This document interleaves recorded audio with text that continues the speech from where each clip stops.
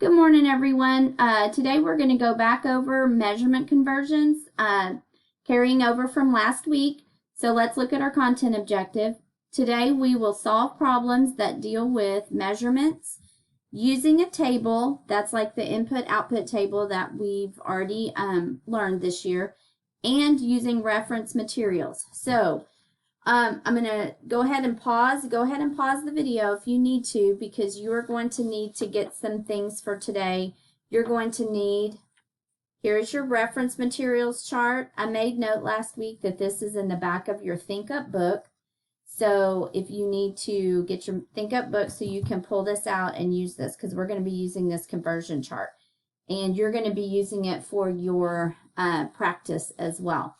You're also going to need something to write with and a piece of paper or your math notebook. So go ahead and pause the video and gather up what you need and then come back.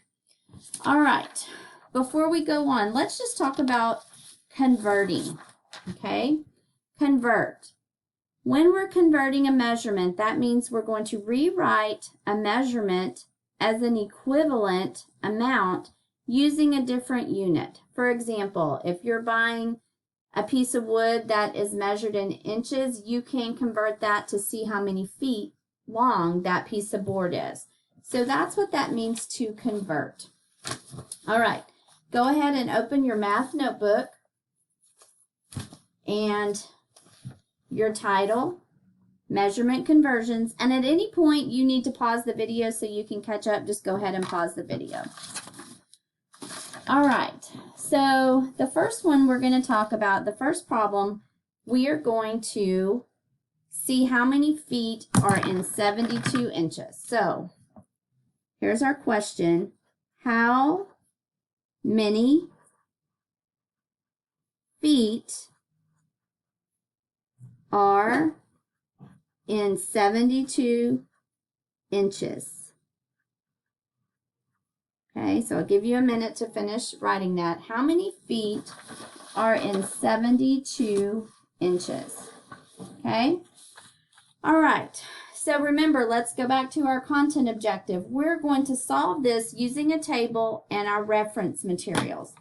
All right, so let's look at our reference chart.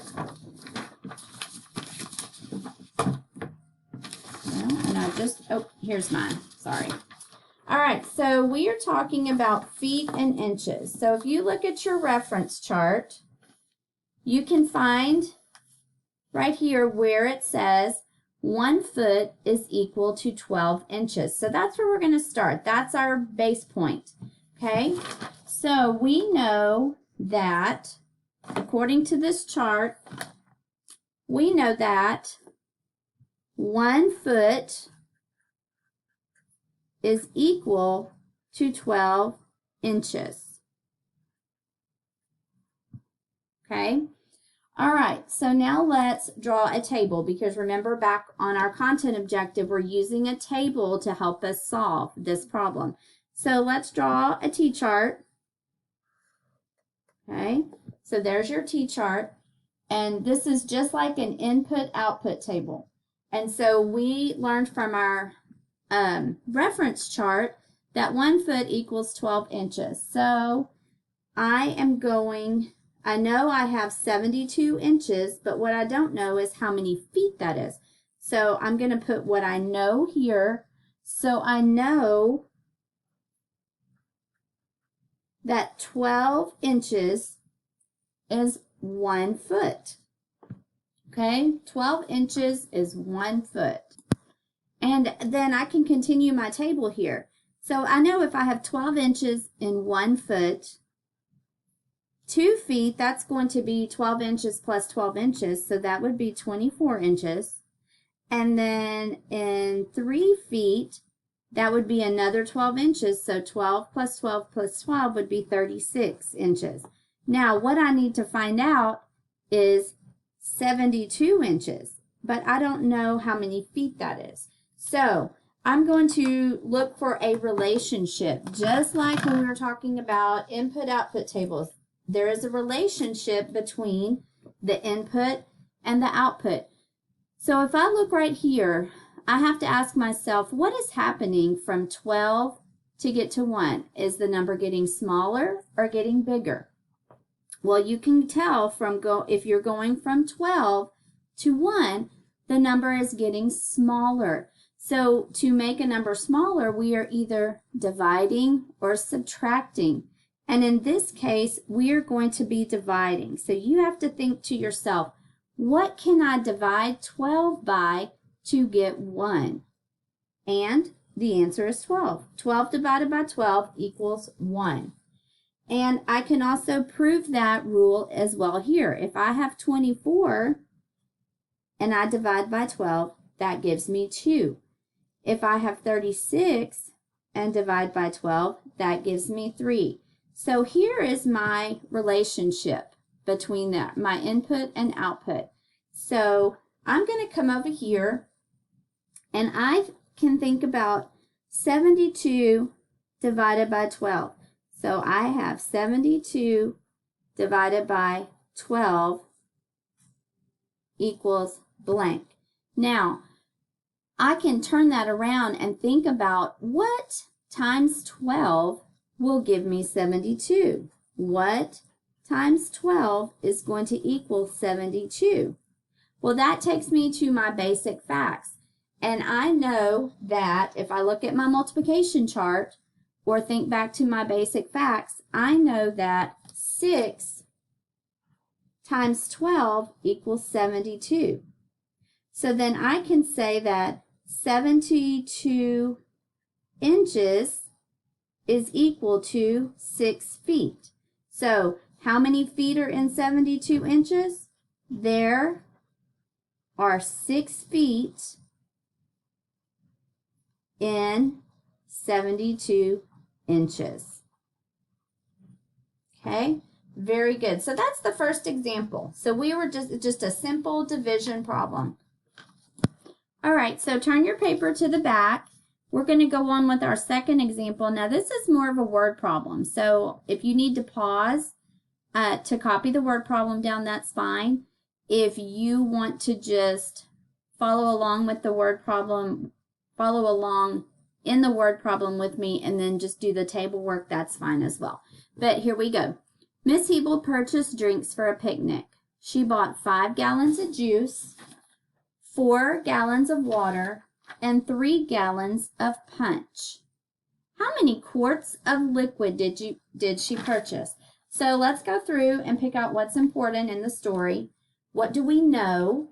And from reading, we know that Miss Hebel bought 5 gallons of juice, 4 gallons of water, and 3 gallons of punch. So let's write out what we know.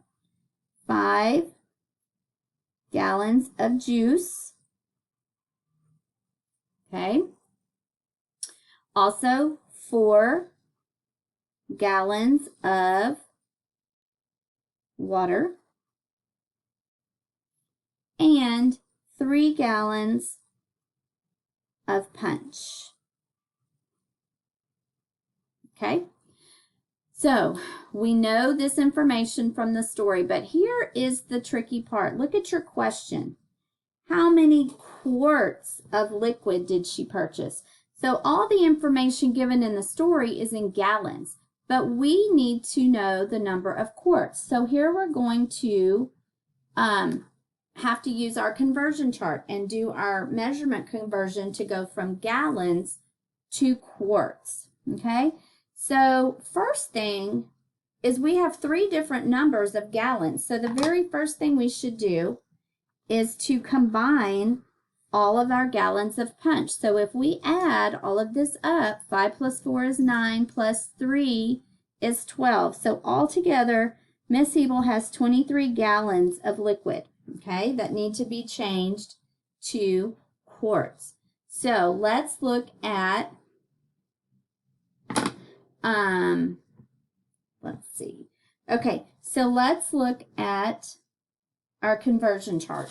So get your reference material, okay? We know we have gallons and we need to go to quarts. So let's look at our conversion chart. We won't be looking under length If we're talking about gallons, we're talking about volume or capacity. So let's go right here. All right, so we have gallons, so we need to find our gallon benchmark.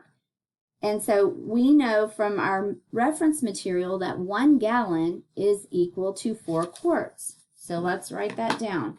We know that 1 gallon equals 4 quarts.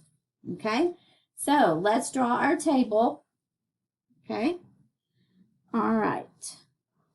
So give you a minute to draw your T-chart. All right, so just like we said, 1 gallon is equal to 4, scratch that out, 4 quarts. So if we have 2 gallons, that would be 4 plus 4, so that would be 8 quarts. Okay, then 3 gallons would be 4 more, so 3 gallons would be 12 quarts. Okay, but now we have 12 gallons, so we need to know how many quarts is 12 gallons. So now let's look at our relationship. If we're going from the left to the right, from our input column to our output column, our number is getting bigger. So opposite from the first example problem, this relationship is going to be some kind of operation that makes our number bigger. So we would either be adding or multiplying. But in this example, you can see that this is a multiplication relationship because 1 times 4 would give you 4, and 2 times 4 gives you 8, 3 times 4 gives you 12, and so on and so on. So we need to apply the same rule or the same relationship to 12. So if we multiplied 12 times 4, so we can come over here, 12 gallons times 4 quarts in each gallon. So let's multiply. 4 times 2 is 8. 4 times 1 is 4. So we can say that 12 gallons is going to be equal to 48 quarts. So then let's go back up to our question. How many quarts of liquid did she purchase? We can say that she purchased, let's move our notebook up. She purchased 48 quarts of liquid. Okay? All right. Okay, so let me just give you two specific clues to help you that you need to remember when we're converting. First, when converting from a smaller unit to a larger unit,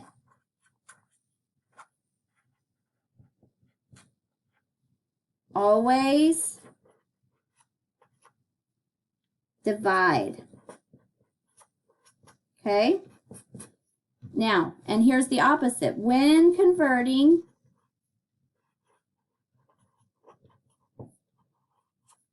from a larger unit to a smaller unit,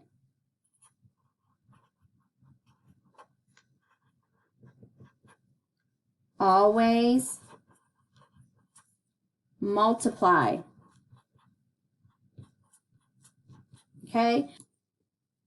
So when you're converting from a smaller unit to a larger unit, that is just like our first example. You're going from inches to feet because inches is smaller than a foot. You're going to divide.